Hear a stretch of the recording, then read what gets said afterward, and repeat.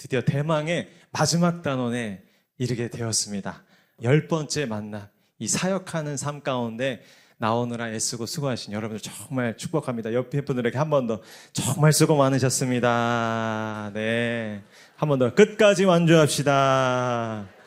네, 올해 안에 끝나게 되어 있습니다. 그래서 내년에는 더 재밌고 더 유익한 또 이제 강의들을 준비하고 있으니까 기대하시고 마지막까지 최선을 다해서 함께 동참해 주시길 바랍니다. 진도를 말씀드릴 텐데요.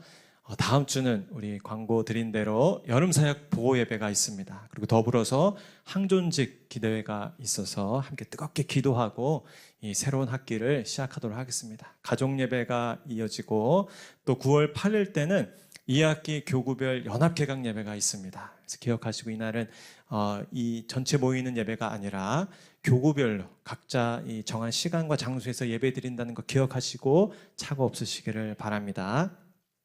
저희가 드디어 이제 1대1 항해키 마지막 단원을 살펴보게 되었는데요. 여러분들 종이에 한 번씩 적어보셔도 좋겠어요. 우리가 1대1 제자 양육을 이렇게 실행하는 이유는 그리스도 중심의 삶을 살기 위함입니다.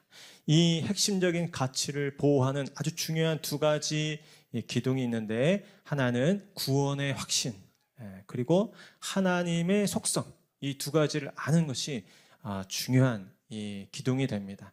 그 기둥 아래에 이제 세부적인 이 내용들을 채워가는데, 먼저 하나님을 향하여 알기 위하여서 성경을 배워야 하는 것이고, 또 하나님과 관계를 깊이 갖기 위해서 기도해야 하는 것입니다. 또한 하나님과의 그 수적인 관계뿐 아니라 수평적인 관계를 잘 하기 위해서 우리는 교제를 나누고 또 적극적으로 전도하는 삶을 살아야 하는 것이죠.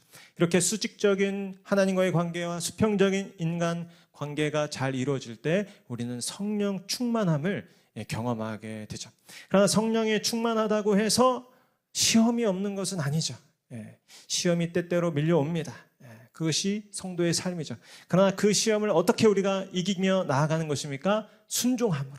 우리는 하나님 앞에 순종함으로 그 시험의 삶을 이기며 나아가는 것이죠. 그리고 그 순종하는 삶을 계속 살아가다 보면 우리는 이제 하나님의 일들을 감당하는, 하나님의 역사 가운데 쓰임받는 그런 삶을 살게 되는 것입니다. 여러분들이 이 그리스도 중심의 삶, 제자로서의 삶을 살 수 있기를 축복합니다. 네, 그래서 오늘 이 요점 우리 살펴볼 텐데요. 우리 같이 한번 읽어보겠습니다. 시작. 그리스도인의 사역을 잘 이해하기 위한 조건으로 성경적 교회관, 평신도관, 은사관, 훈련관, 세계관을 집중적으로 살펴본다. 사역을 이해하고 사역에 참여함으로써 열매 맺는 그리스도인이 되게 한다. 오늘 그래서 이 1대1 제자 양육의 어쩌면 꽃이라고 할 수 있는 이 마지막 사역하는 삶에 대해서 살펴보는 것입니다. 줄거리는 그래서 이 성경적인 이 사역의 의미를 알기 위해서 세부적인 5가지 교회관, 평신도관, 은사관, 훈련관, 세계관에 대해서 살펴볼 텐데, 오늘은 2가지 교회관과 평신도관에 대해서 살펴보겠습니다. 핵심 구절이 2가지 있는데요. 같이 읽어보겠습니다. 시작. 그러나 너희는 택하신 족속이요 왕같은 제사장들이요 거룩한 나라요 그의 소유가 된 백성이니 이는 너희를 어두운 데서 불러내어 그의 기이한 빛에 들어가게 하시니에 아름다운 덕을 선포하게 하려 하심이라. 우리는 하나님의 동역자들이요 너희는 하나님의 밭이요 하나님의 집이니라. 아멘. 그래서 이 서론적으로 이 사역이라는 것이 무엇일까? 이 첫 단추를 잘 꿰야 하는데, 하나님의 사역, 하나님의 역사를 생각할 때 5가지를 이 균형 있게 먼저 생각해 봐야 한다는 것입니다. 하나님의 사역은 이 교회를 통하여 하나님께서 이루시기 때문에 이 교회가 무엇인지를 잘 이해해야 하는 것입니다. 그리고 이 교회에 속한 우리 평신도, 사실 평신도라는 말은 이제 좀 그릇된 의미로 쓰이는 경우가 많아서 성도라는 말로 바꿔서 쓰면 좋을 텐데, 교재에서 기왕에 평신도라는 말을 쓰고 있기 때문에 그렇게 오해 없이 일단은 저희는 평신도라는 말을 쓰겠습니다. 그런데 일반 성도, 성도라고 생각하시면 되겠어요. 이 성도는, 평신도는 이 사역의 방관자가 아니고 오히려 사역의 주체가 되기 때문에 이 평신도의 위치와 또 역할에 대해서 이해하는 것이 또 이 사역을 함에 있어서 참 중요하다는 것입니다. 그리고 이해해 보면 알겠지만 이 하나님의 사역은 내 힘으로 하는 것이 아니고 하나님이 위로부터 부어주시는 이 은사를 가지고 성령의 은사를 가지고 하는 것이기 때문에 이 성경적인 은사관이 무엇인지를 아는 것이 중요하죠. 또 이 은사를 안다고 해도 이 여러 가지 무기와 이런 영적인 무기를 갖고 있다 할지라도 이걸 적재적소에 잘 발휘하기 위해서는 훈련이 필요합니다. 아무리 이 좋은 이 도구가 있다 할지라도 이거를 적재적소에 알맞게 쓰고 활용할 수 있는 그 방법, 그를 피하기 위해서는 훈련이 필요하다. 그래서 훈련관이 무엇인지 알아야 하는 것이고 우리의 이런 은사와 이 사역을 실제적으로 펼쳐야 하는 장은 이 교회도 물론 그 장이지만 보다 이 하나님께서 창조하신 이 모든 피조세계, 이 세상 속이기 때문에 이 세계를 또 어떻게 이해하고 또 바라봐야 하는지 이 성경적인 세계관에 대해서 아는 것이 참 중요하다. 사실 오늘 이 과정은 굉장히 방대한 과정이고 굉장히 깊은 내용이 있습니다. 그러나 이 1:1 제자 양육을 여러분들이 오해하면 안 되는데 이제 막 신앙을 갖기 시작한 분들에게 어떤 객관적인 내용을 소개하는 이 부분이죠. 그러니까 제가 여러분들에게 강의하기 위해서는 여러분들 기존에 이제 신앙생활을 오래 하신 분들이 많기 때문에 자세하게 풀어서 하지만 오늘 제가 나누는 이 이야기들을 다 꼼꼼하게 1:1 제자양육 때 실제로 하다가는 이 동반자분께서 지칠 수 있어요. 그러니까 여러분들이 취할 것을 취하시고 실제적으로 이 동반자를 지도하실 때는 아주 핵심적인 요약적인 내용을 알기 쉽게 전한다는 마음으로 준비하시면 좋겠습니다. 그래서 이걸 넘어가기 전에 먼저 이 사역하는 삶, 이 사역이라는 말, 다른 말로 얘기하면 일한다는 것이죠. 예. 일한다는 것에 대해서 여러분들은 어떠한 이 느낌을 가지십니까? 제가 생각했을 때 이렇게 일을 한다는 것이 오늘날 교회 안에도 그렇고 좀 부정적인 의미로 바라보는 경향들이 많은 것 같아요. 이런 말 가끔 하죠. 넌 일 중심의 사람이야. 이런 말 할 때는 좀 긍정적인 말보다는 좀 이렇게 치우친 사람을 이야기할 때 당신은 일 중심의 사람이네요 라는 말 들었을 때 기분 좋은 사람 잘 없으시죠? 저는 그런 말 좀 들었거든요. 그래서 이 일이라는 것이 사역이라는 것이 만약 이렇게 부정적인 것인가 생각해 보았는데 여러분 그러나 건강하지 못한 그런 방식일 때 문제가 되는 것이지 사실 일이라는 것은 너무너무나 소중한 것이죠. 여러분 우리 하나님께서는 일하시는 분이신 줄로 믿습니다. 지금도 살아서 이 창조 세계를 주관하시고 재창조하시고 끊임없이 역사하시는 분이 바로 우리 하나님이세요. 우리 하나님이 천지를 창조하실 때도 보면 6일을 열심히 일하시고 사역하시고 이 하루를 안식하셨습니다. 그러니까 이 분량으로 본다면 이 6:1의 관계로 그렇게 일 중심으로 사역을 하신 것이에요. 그리고 우리 예수님께서도 성경 본문에 보면 정말 병자들을 치유하시고 또 천국 복음을 증거하시다가 정말 주무실 겨를도 없었다는 표현이 있을 정도로 그렇게 열심히 일하셨던 우리 하나님이십니다.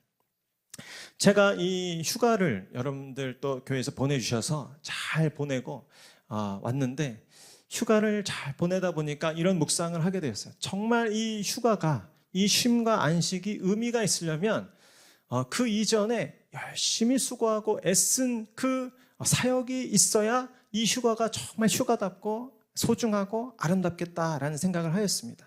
그리고 제가 휴가를 이렇게 보내다 보니까 점점 불안한 거예요. 이렇게 쉬어도 되나? 자꾸 이거 이렇게 하면 안 될 것 같고 그러나 정말 그 휴가가 아름다운 것은 다시 복귀해서 일할 수 있는 그런 사역의 장이 있고 또 해야 할 일이 있을 때 그 쉼과 안식이 의미가 있는 것이죠. 그래서 휴가를 보내면서 이 불안해하니까 다음부터는 휴가를 가지 말아야 되나 이런 생각을 했지만 그러나 우리 유 목사님께서 저를 째려보시기 때문에 가야죠. 그래서 제가 휴가를 마치고 돌아오면서도 생각했어요. 갈 때는 그 대중교통을 이용했는데 올 때 보니까 글쎄 장자호수공원 여기 생겼더라고요. 제가 출발할 때는 아직 스타트를 안 했는데 돌아올 때 보니까 김포에서 급행열차가 있더라고요. 급행열차를 타고 석촌에 내려서 장저호수공원역에 내리니까 1시간 10분 내로 김포에서 이렇게 도착하더라고요. 그래서 너무 감사하다. 올 한 해 정말 이렇게 돌파와 확장과 충만의 역사가 일어나는구나. 근데 여러분 생각해 보시죠. 전철역이 우리 이 동네에도 있었으면 좋겠다. 이 교통체증 좀 해결됐으면 좋겠다. 그렇게 생각 많은 사람들만 천지라면 이 전철은 개통되지 못했을 거예요. 여러분 다 보셔서 아시잖아요. 그 수년간 정말 땀을 피땀처럼 흘리면서 그 깊은 땅 속에서 이 불을 켜가면서 그 피땀을 흘리면서 애쓰고 수고한 노동자분들, 일하신 분들, 역사와 그 사역을 이루신 실제적인 분들이 계셨기 때문에 이렇게 돌파와 확장의 역사가 나타난 줄로 믿습니다. 그래서 여러분들 이 일할 수 있다는 것, 하나님께 특별히 부름받아 하나님의 일을 할 수 있다는 것이 얼마나 영광스러운 일이고 또 얼마나 이 소중한 일인지를 잘 기억할 수 있기를 바랍니다. 하나님께서 여러분들에게 맡겨주신 크고 작은 그 모든 일들 가운데 때로는 부담도 되고, 저도 오늘 이 저녁에 휴가를 마치고 다시 이 강의를 준비하면서 얼마나 부담이 되는지, 그러나 생각했어요. 하나님께서 맡겨주신 이 자리가 너무나 영광스럽고 소중한 자리다. 하나님께서 맡겨주신 이 사역을 잘 감당해야겠다. 그렇게 다짐하게 됩니다. 여러분들도 이 사역하는 삶을 우리가 공부하면서 여러분의 삶 가운데 허락하신 그 사역의 현장, 또 그 거룩한 일들을 기쁨으로 감당할 수 있기를 축복합니다. 우리 예수님께서 제자들을 부르실 때 제자도는 다른 것이 아니죠. 우리 따라 한번 읽어보겠습니다. 시작. 나를 따라오라. 내가 너희를 사람을 낚는 어부가 되게 하리라. 이 한 구절에 보면 우리가 너무나 중요하게 여기는 가치들이 잘 들어있습니다. 나를 따라오라. 무엇입니까? 따라합시다. 순종. 그 다음에 내가 너희를, 이런 관계, 이거 뭡니까? 다시 양육. 또 사람을 낚는 어부가 되게 하리라. 뭡니까? 사역. 그래서 순종과 양육 그리고 사역으로 이루어지는 이 내용이 이 핵심적인 한 구절 사이에 다 들어있는 것입니다. 저를 따지자. 나를 따라오라. 내가 너를 사람을 낚는 어부가 되게 하리라. 그렇습니다. 그래서 우리 교재에 나와 있는 내용을 한번 같이 읽어보겠습니다. 시작. 예수 그리스도의 일을 하기 위해서는 그분과 깊은 교제를 나누며 그분을 따라가야 합니다. 예수 그리스도를 따르며 순종하는 사람들은 그분의 일을 할 수 있습니다. 우리가 받은 양육은 바로 주님을 위한 우리의 사역으로 그 열매가 나타납니다. 그래서 이렇게 하나님께 순종하는 법을 배우고 또 양육을 잘 받으면 자연스럽게 사역을 하는 삶으로 이어지게 된다라는 것입니다. 그런데 우리 교회 안에 많은 분들이 이렇게 겉도는, 또 주변의 신자로 머무는 일들은 무엇입니까? 잘 양육을 받지 못했기 때문에, 그 기회가 없었기 때문에 이렇게 수동적인 자세로 살아가게 되는 것이죠. 읽어보겠습니다. 시작. 아직도 우리 교회에는 자리나 채우고 일주일에 한 번 설교를 듣는 것으로 자신이 그리스도인으로 살고 있다고 생각하는 사람이 많습니다. 그들의 신앙 자세가 그렇게 수동적인 이유는 제대로 양육을 받지 못했기 때문입니다. 여기 계신 분들은 아니죠. 주중에도 나오시고 또 이렇게 주일 저녁에도 나오셔서 적극적으로 예배하시지만, 많은 분이 성도님들이 양육을 제대로 받지 못했을 때 이렇게 형식적인 신앙생활 가운데 나태하게 돼버릴 수 있다라는 것입니다. 그래서 교재는 이렇게 이야기하고 있어요. 세례를 받았다면, 목사 안수를 받지 않았던 그는 하나님의 사역자다라는 사실을 분명히 기억해야 한다라는 것이죠. 같이 읽어보겠습니다. 시작. 1500년대에 종교개혁이 성경을 평신도에게 돌려주었다면 앞으로 올 영적 개혁은 사역을 평신도에게 돌려줄 것입니다. 그래서 이 성도들이, 일반 성도가 이 전 목회자와 비교해서 수동적인 자세로 그렇게 머무는 것이 아니라 적극적으로 하나님의 사역에 참여하고 동참하고 열매를 맺는 그 자리로 우리 성도님들이 나아가야 한다라는 것입니다. 그래서 이 FC 마터라는 분이 이렇게 말씀하셨습니다. 같이 읽겠습니다. 시작. 그리스도인들에게 가장 도전적인 것은 내가 교회를 위해 무엇을 하는 것이 아니고 내가 교회 자체를 이루는 것입니다. 아멘. 같이 우리 에베소서 말씀 읽어보겠습니다. 시작. 너희는 사도들과 선지자들의 터 위에 세우심을 입은 자라. 그리스도 예수께서 친히 모퉁이 돌이 되셨느니라. 그의 안에서 건물마다 서로 연결하여 주 안에서 성전이 되어가고 너희도 성령 안에서 하나님이 거하실 처소가 되기 위하여 그리스도 예수 안에서 함께 지어져 가느니라. 아멘. 우리는 지금 함께 지어져 가고 있는 중이라는 것인데 그 지어져 가고 있는 건물이 무엇이라는 것입니까? 성전이라는 것입니다. 그러니까 우리가 잘 배웠죠? 교회는, 성전은 이 눈에 보이는 건물만이 아니라 보다 본질적으로 우리 하나님을 믿는 성도 한 사람 한 사람이 교회고 성전이다라는 것이죠. 이 옆에 분들에게 이렇게 말씀해 주세요. 교회만 다니지 말고 교회가 되십시오. 아멘. 그렇게 우리가 살아가야 할 줄로 믿습니다. 좀 더 이제 내용을 계속해서 이야기하고 있는데요. 같이 읽어보겠습니다. 시작. 평신도와 교회의 관계에 대해서 평신도가 교회 안에 있다는 말은 성경적인 표현이 아닙니다. 평신도가 교회를 위해 일한다는 말도 성경적인 표현은 아닙니다. 평신도 자신이 바로 교회입니다. 그러므로 평신도 사역을 알기 위해서는 교회의 사역을 알아야 합니다.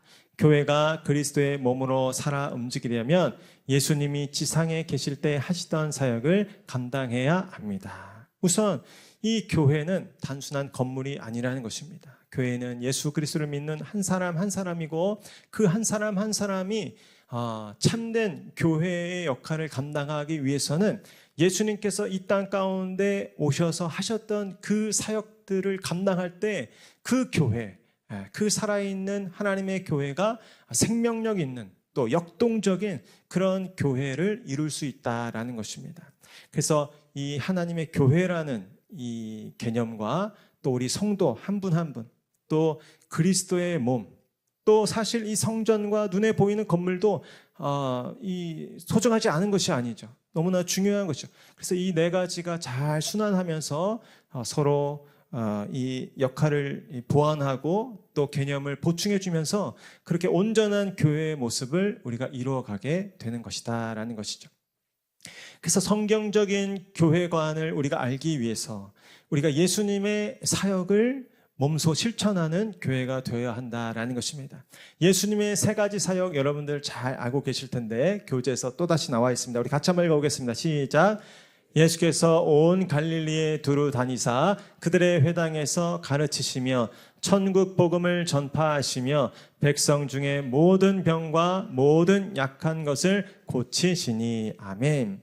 그래서 예수님이 하신 첫 번째 중요한 사역이 있죠. 무엇입니까?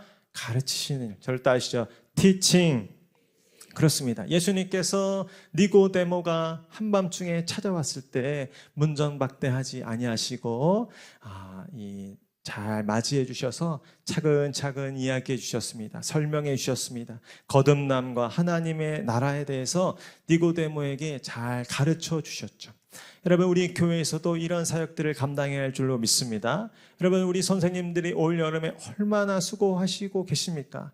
또 우리 구역장님들이 각 구역에서 얼마나 애쓰고 계십니까? 하나님의 나라와 또 이 영적 이 일들에 대해서 가르치고 또 묻는 질문에 대답해주는 그 일들을 잘 감당해야 할 줄로 믿습니다. 우리 골로새서 말씀 같이 읽겠습니다. 시작. 그리스도의 말씀이 너희 속에 풍성히 거하여 모든 지혜로 피차 가르치며 권면하고 시와 찬송과 신령한 노래를 부르며 감사하는 마음으로 하나님을 찬양하고. 아멘. 그래서 이 하나님의 사역의 아주 중요한 부분이 이 가르치는 일인데, 이 가르치는 일을 하기 위해서는 어떻습니까? 인간적인 경험이 많다고 해서 가능합니까? 아니면 IQ가 높다고 해서 가능합니까? 아니죠. 여기 보니까 그리스도의 말씀이 너희 속에 풍성히 거할 때 가르칠 수 있는 자가 된다라는 것입니다. 옆에 분들에게 축복해 주시죠. 말씀 충만하십시오. 한 번 더 말씀 충만하십시오. 네, 그때 그 지혜와 그 은혜가 흘러나오면서 가르치는 삶을 살 수 있게 되는 것입니다. 두 번째 또 소중한 사역이 있죠. 무엇이냐면 전파하는 일입니다. 천국 복음에 대해서, 하나님 나라에 대해서 복음을 전파하는, 그래서 다시요, preaching, 하나님의 나라에 대해서 적극적으로 가까운 곳이나 또 먼 곳에 나아가서, 때로는 해외 선교까지 나아가서 우리가 복음이 없는 그 땅 가운데 하나님의 복음을 증거하는 그 일을 우리는 중단 없이 감당해야 할 줄로 믿습니다. 코로나 때 우리 잠시 위축됐지만 이제 코로나를 지나면서 이 해외 선교 사역 아울리치가 적극적으로 이렇게 다시 펼쳐지고 있다는 사실이 얼마나 감사하지. 얼마 전에 여성 사역과 권사님들도 그 더운 이 캄보디아 땅에 가가지고 열심히 복음을 전하고 사랑을 베푸신 것을 기억하고 있습니다. 저는 이 휴가 기간 동안에 또 한 가지 경험을 했는데, 우리 디모데후서 말씀 먼저 같이 읽겠습니다. 시작. 너는 말씀을 전파하라. 때를 얻든지 못 얻든지 항상 힘쓰라. 범사에 오래 참음과 가르침으로 경책하며 경계하며 권하라. 여기 보니까 때를 가려가면서 이렇게 전파하는 게 아니고, 말씀을 전파할 때 때를 얻든지 얻지 못하든지, 그러니까 매 순간 이 삶의 현장을 꼭 이 아울치나 또 해외 선교도 소중하지만 우리의 일상의 현장에서 늘 이 복음을 전하는 자세로 살아야 한다는 것이죠. 제가 그 경험을 하게 되었는데, 이번에 휴가 기간 때 아이들과 박물관을 경험하게 됐는데, 거기가 피아노 박물관이었어요. 전 세계에 하나밖에 없는 이 피아노를 마지막에 소개하는데, 여러분들 생각하는 사람이라는 작품 아시죠? 그 작품을 조각한 로댕이라는 분이 직접 이 조각한 피아노라고 하더래요. 1880년대에 만들어진 이 피아노인데, 이 피아노가 그 피아노 박물관의 가장 하이라이트였어요. 마지막에 그 모든 박물관을 소개해 주시는 이 선생님께서 이 피아노를 소개해 주시는데, 이 피아노가 이 아래부터 이 또 피아노 본체와 저 뚜껑까지 이 천국의 3단계를 표현한 피아노라고 하면서, 마지막 저 피아노 뚜껑에 이 단테 신곡에 해당되는 그 천국의 이 마지막 단계를 이 100여 명의 어린 천사들을 조각하면서 표현했다고 하더라고요. 그러면서 그 선생님께서 마지막에 이렇게 결론을 내시더라고요. 이 피아노의 이 조각과 이 형상의 결론은 오직 예수 그리스도를 통해서만 구원받고 천국에 갈 수 있다는 뜻입니다 하면서 그 선생님이 그렇게 결론을 내더라고요. 제가 감동을 받았어요. 그때 이 중국인 관광객들도 다 있고 어린이들도 있고 다 있는데, 그분이 사실 그 멘트가 자칫 위험할 수도 있는데 아주 분명하게 제가 볼 때 예수님에 대한 형상이 잘 없었는데, 예수 그리스도를 통해서만 오직 구원받고 천국에 간다는 것을 상징하는 작품입니다 하는데, 굉장히 그분의 마음속에서 이렇게 복음의 열정이 느껴지더라고요. 여러분들도 여러분들이 무엇을 하시든지 그 삶의 자리에서 어떻게든지 그 틈을 찾아서 하나님의 복음을 전파하는, 때를 얻든지 못 얻든지 전파하시는 여러분들 되실 수 있기를 축복합니다. 또 우리 한 가지는 약한 것과 또 병든 것을 고치는 사역을 하셨죠.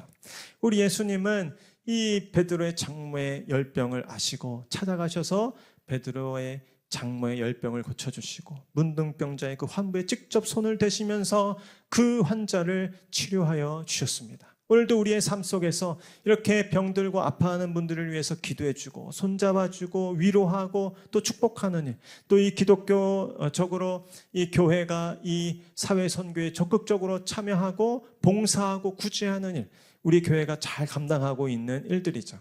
우리 같이 한번 읽어보겠습니다. 시작. 그러므로 너희 죄를 서로 고백하며 병이 낫기를 위하여 서로 기도하라. 의인의 간구는 역사하는 힘이 큼이니라. 아멘. 하나님께서 우리에게 말씀해 주셨습니다. 병 낫기를 위해서 서로 기도하여라.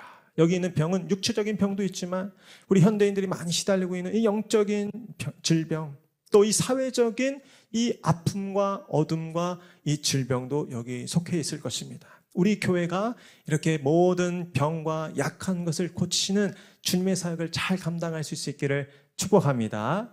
그래서 이 힐링의 사역까지 이 세 가지의 사역을 했던 것이죠. 같이 한번 더 이제 teaching, preaching, healing, 이 세 가지 사역을 꼭 기억해 주시길 바랍니다. 같이 읽어보겠습니다. 시작.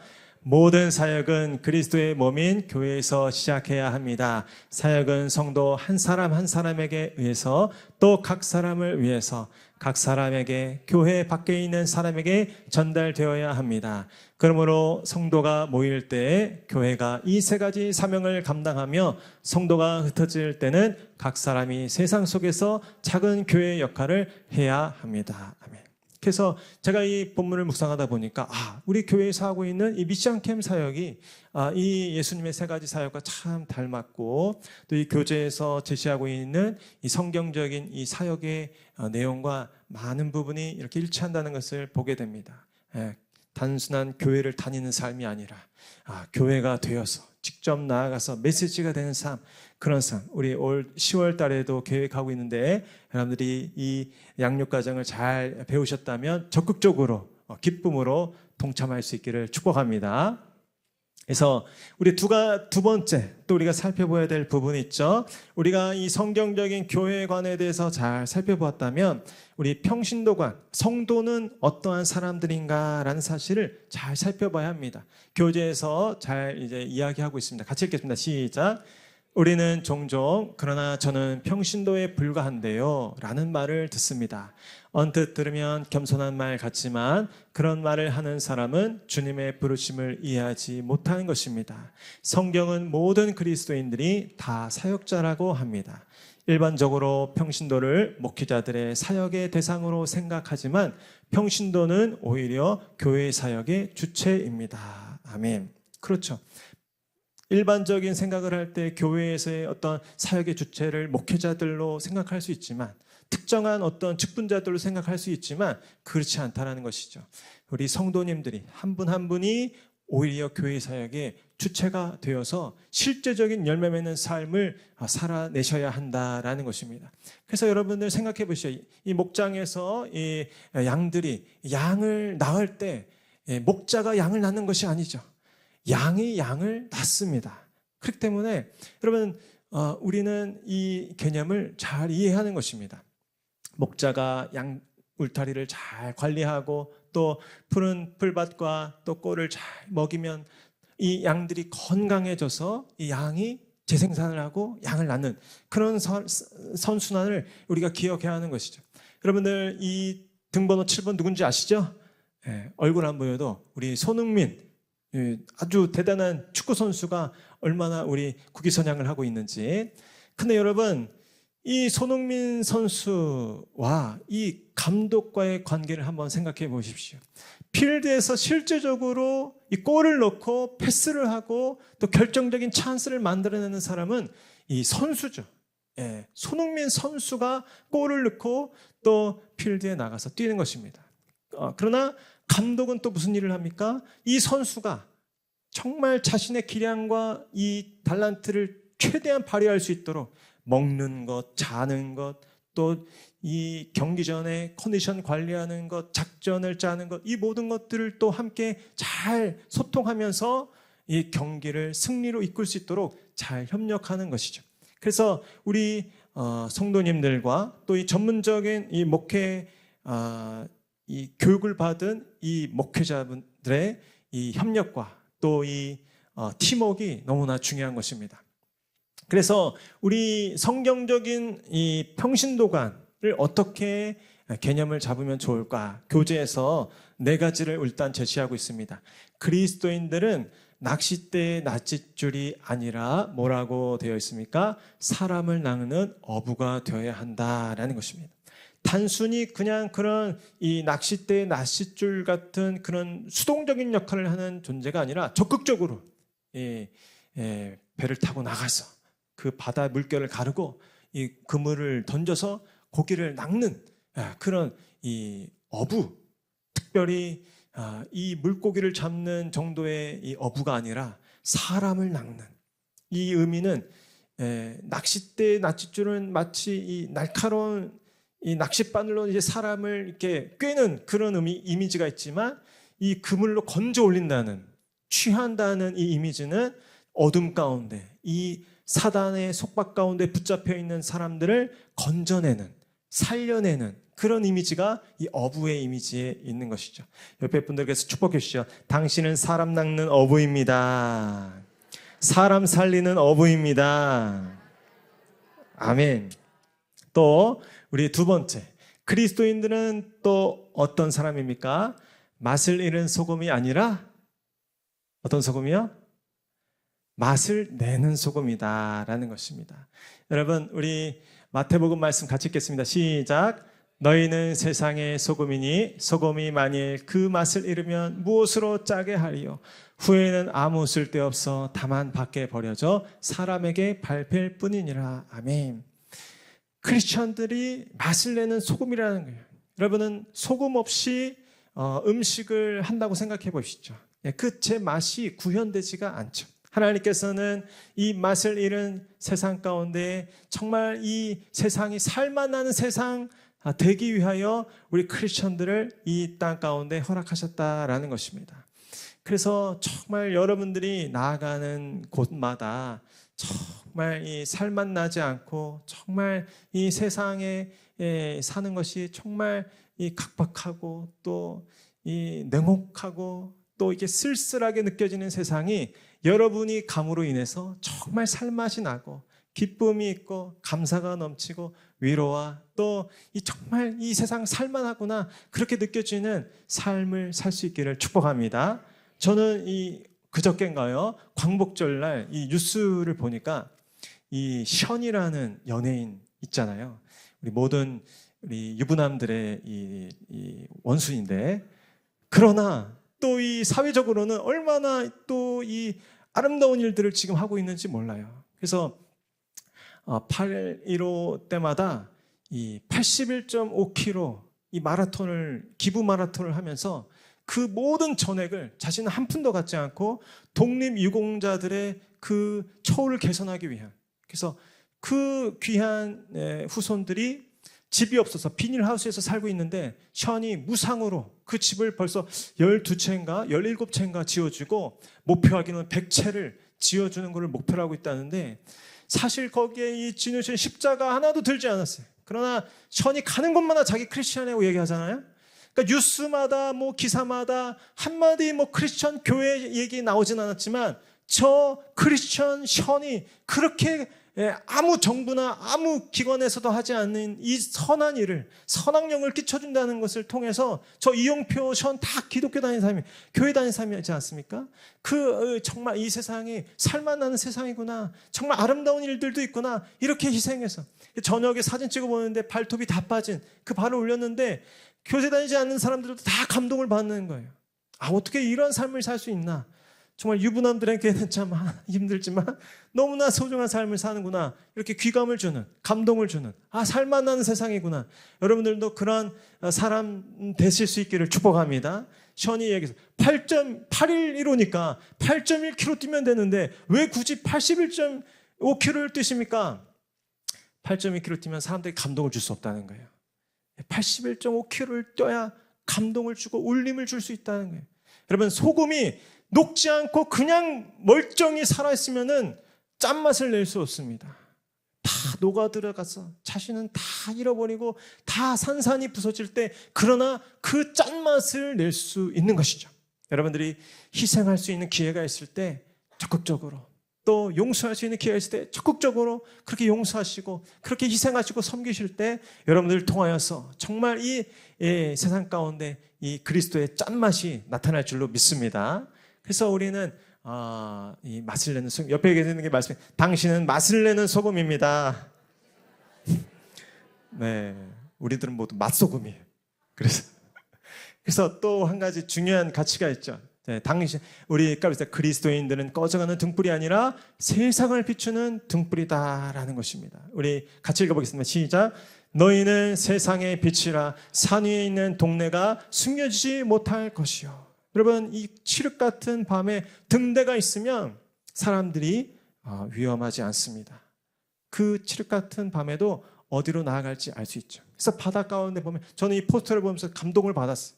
그 망망대해 어두운 바다 가운데 그러나 등대가 딱 버티면서 거기서 불빛을 비추고 자신만의 고유한 주파수로 그 소리를 전하면서 이쪽으로 가면 위험합니다. 이리로 오십시오. 저 빵망한 바다 가운데서 방황하고 있는 영혼들을 우리의 고향이신 예수 그리스도 하나님과 연결시켜주는 그 바다와 땅 사이에서 등대와 같은 역할을 감당하는 그러한 사람들이 크리스천인 줄로 믿습니다. 세상의 빛으로서의 역할, 그 등대마다 다 모양도 다르고 색깔도 다르고 그 의미와 기능이 다 있습니다. 여러분이 살아가는 그 모든 삶의 현장, 구체적인 모습과 형태는 다 다르지만 여러분들이 계신 곳에서 빛을 비추셔서 예수 그리스도께로 나오는 그 구도자들을 잘 인도하실 수 있는 여러분들 될 수 있기를 축복합니다. 우리 또 한 가지 가르쳐주고 있죠. 그리스도인들은 잘 돌아가는 기계가 아니라 추수하는 일꾼이다라는 것입니다. 옆에 분들에게 당신은 하나님의 일꾼입니다. 추수하는 일꾼입니다. 네, 그래서 우리 같이 읽어보겠습니다. 시작. 그러므로 추수하는 주인에게 청하여 추수할 일꾼들을 보내주소서 하라 하시니라. 예수님께서 사실 다 하실 수 있죠. 하나님께서 다 하실 수 있습니다. 그러나 하나님께서는 그 결정적인 추수의 때에 추수할 일꾼들을 부르셔서 그 추수의 기쁨에 동참하게 하시는 것입니다. 여러분, 제가 벼농사는 지어본 적은 없지만 외할머니 댁에 가서 고구마를 캐본 적은 있어요. 고구마를 캐는데 얼마나 기쁘고 즐겁고 재미있는지 그 기회를 주신 할머니께 감사했습니다. 그 밭을 일구고 다 그 고구마 키운 분은 우리 할머니이신데 저희 손주들 경험하게 하신다고 그 일들을 하게 하시면서 얼마나 재밌게 고구마가 줄줄줄줄 따라오더라고요. 얼마나 재밌게 그 일을 했는지 모릅니다. 하나님께서 여러분들을 추수할 일꾼으로 부르신 것은 여러분들을 그냥 힘들게 하려고 부르신 것이 아니라 이 추수의 기쁨 가운데 여러분들을 동참하게 하시려고 부르신 줄로 믿습니다. 그렇게 하나님께서는 여러분들과 함께 일하는 것을 기뻐하시고 이 하나님의 사역의 기쁨을 여러분들이 알기를 원하시는 것입니다. 여러분, 여기까지 오늘 할 텐데 하나님께서는 저와 여러분들을 거룩한 사역의 현장으로 부르셨습니다. 크든지 작든지 하나님께서 부르신 그곳에서 하나님의 일들을 감당할 때 때로는 우리가 연약하여서 또 두려움 가운데 주저하게 되지만 여러분, 모세가 그랬죠. 나는 입이 어눌한 자입니다. 나는 40년 동안 그 궁궐을 떠나 있었습니다. 나는 이제 양치는 것밖에 못합니다. 그러나 하나님께서 모세와 내가 너와 함께하겠다. 내 입과 내가 함께하겠다. 내 입을 지은 자가 바로 나다라고 말씀하셨습니다. 그 하나님이 이번 한 주간도 여러분과 함께하시며 여러분들을 통한 그 거룩한 사역 감당하게 될 줄로 믿습니다.